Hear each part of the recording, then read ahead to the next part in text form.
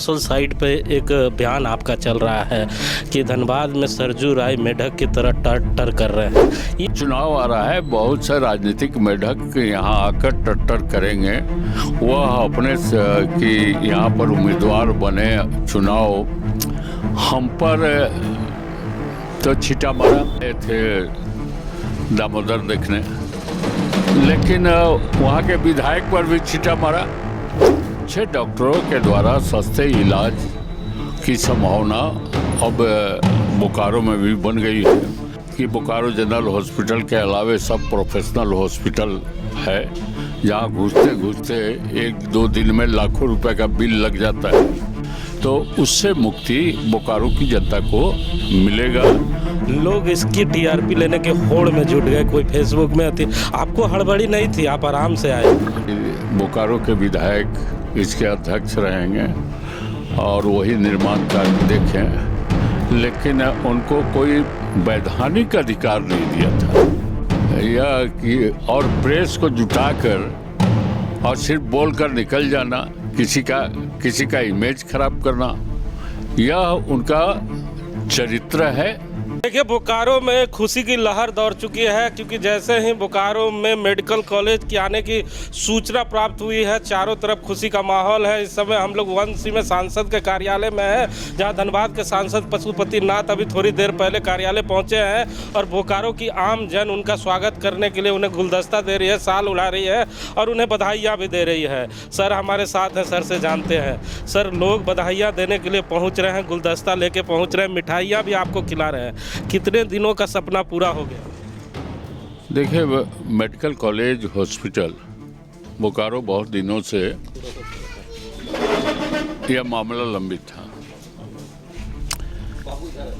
अभी 2 टर्म पहले दिशा की बैठक में इस बात को हमने गंभीरता से कि जब इसका राशि उपलब्ध है, जमीन भी बहुत दिन से नहीं ट्रांसफ़र हो रहा था, तो उसके लिए ज़मीन के लिए पहल राज्य सरकार का है, हैंडओवर बीएसएल देने के लिए तैयार है, लेकिन राज्य सरकार लेने के लिए तैयार नहीं थी हैंडओवर।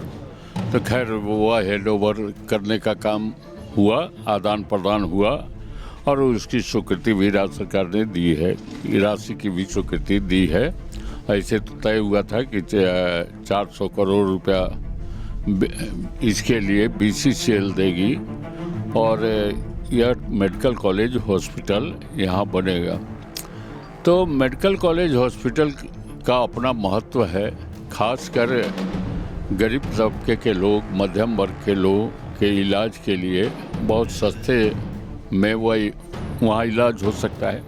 और जहाँ मेडिकल कॉलेज हॉस्पिटल रहता है, वहाँ पर अच्छे डॉक्टर भी रहते हैं, तब उसकी मान्यता मिलती है। तो अच्छे डॉक्टरों के द्वारा सस्ते इलाज की संभावना अब बोकारो में भी बन गई है, क्योंकि आपको देख ही रहे हैं कि बोकारो जनरल हॉस्पिटल के अलावे सब प्रोफेशनल हॉस्पिटल है, जहाँ घुसते घुसते 1-2 दिन में लाखों रुपए का बिल लग जाता है। तो उससे मुक्ति बोकारो की जनता को मिलेगा और यह बात जानकर बोकारो की जनता खुश भी है और खासकर मध्यम वर्ग के लोग खुश हैं। जैसे ही कैबिनेट ने ये सूचना दी, पास हुआ कैबिनेट में कि बोकारो में मेडिकल कॉलेज बनेगा और चंद दिनों में बनेगा, लोग इसकी टीआरपी लेने के होड़ में जुट गए। कोई फेसबुक में थी, आपको हड़बड़ी नहीं थी, आप आराम से आए? नहीं, बिल्कुल हड़बड़ी नहीं थी। यह सैद्धांतिक निर्णय हो चुका था, इम्प्लीमेंटेशन कराना था और राज्य सरकार ने बहुत चालाकी से पूर्व में भी कहा कि बोकारो के विधायक इसके अध्यक्ष रहेंगे और वही निर्माण कार्य देखें, लेकिन उनको कोई वैधानिक अधिकार नहीं दिया था कि किस तरह से वैधानिक अधिकार अगर मिला होता तो काम आगे बढ़ा होता। और काफ़ी दिन से, लेकिन राज्य सरकार की नींद खुली जब जनता का यहाँ मांग होना, जनता को भी समझ में बाद में आई कि इसका क्या महत्व है मेडिकल कॉलेज हॉस्पिटल का। लेकिन आज सरकार भी बाध्य होकर उसके लिए कैबिनेट में यह निर्णय लिया है। कल से सोशल साइट पे एक बयान आपका चल रहा है कि धनबाद में सरजू राय मेढक की तरह टर टर कर रहे हैं।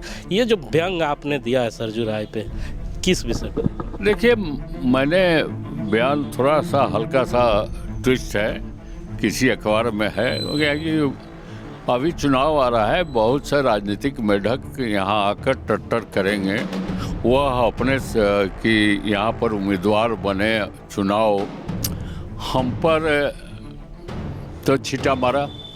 आए थे दामोदर देखने, लेकिन वहाँ के विधायक पर भी छीटा मारा। वह तो निश्चित रूप से वो उनको आज़ादी है बोलने का, किसी पर बोल दें कुछ देर, तो उसका टॉलरेंस पावर भी उनको होना चाहिए, सुनने की भी ताकत होनी चाहिए। कि आपने एक तो हम लोग भी जाते हैं जमशेदपुर, तो उनके क्षेत्र में जाकर उनके विरोध में कुछ नहीं बोलते हैं, या कि और प्रेस को जुटाकर और सिर्फ बोलकर निकल जाना, किसी का इमेज खराब करना, यह उनका चरित्र है। वह उस चरित्र के अनुकूल धनबाद में आए। पहले तो उन्होंने कहा कि यहाँ जुआ को मिलना चाहिए टिकट। मुझे लगा कि भाजपा ने उनको सर्च कमेटी का चेयरमैन बना दिया है कि कौन उम्मीदवार हो। पहले कहा कि राज सिन्हा, बिरंची नारायण और एक धनबाद के शेखर अग्रवाल, ये तीनों जुआ है, इनको टिकट मिलना चाहिए। अब जब इनको टिकट मिलना चाहिए तो राज सिन्हा के खिलाफ क्यों बोल कर चले गए कि एक आवाज़ नहीं धनबाद के विधि व्यवस्था पर विधानसभा में उठाया इन्होंने। उन्होंने चुनौती दिया कि मैंने उठाया, लेकिन कहा कि इन्होंने एक शब्द नहीं बोला विधानसभा में, अगर यह गलत बात हो तो मैं विधायकी से रिजाइन कर दूंगा। तो इस तरह से लोगों को भ्रम में डालना और स्पष्ट रूप से कहे ना कि आप पूरे झारखंड के मुख्यमंत्री नहीं ना हैं, कि पूरे झारखंड का आप जमशेदपुर के विधायक हैं, पूर्वी के, तो उसके पूर्वी के विकास के लिए आप अपना आए थे सरजू राय, हमसे भी बात हुई थी उनका। हमने पूछा था कि गरगा और साफ करते करते कहीं धनबाद साफ करने की तैयारी में तो नहीं लगे हैं आप? तो उन्होंने बड़े प्यार से कहा था कि झारखंड की जो आवाम है उन्होंने बहुत कुछ मुझे दिया है, अब मुझे लालसा नहीं है सांसद बनने की, और निर्दलीय चुनाव लड़कर कैसे सांसद बन, मतलब इशारा किया था। और उनको राज सिन्हा को उम्मीदवार भी बना रहे थे और राज सिन्हा के खिलाफ भी बोल रहे हैं। उनका MP का बन गए हैं, वो उनके बात पर, राय जी के बात पर विश्वास करे तो जनता विधायक में वोट नहीं देगा।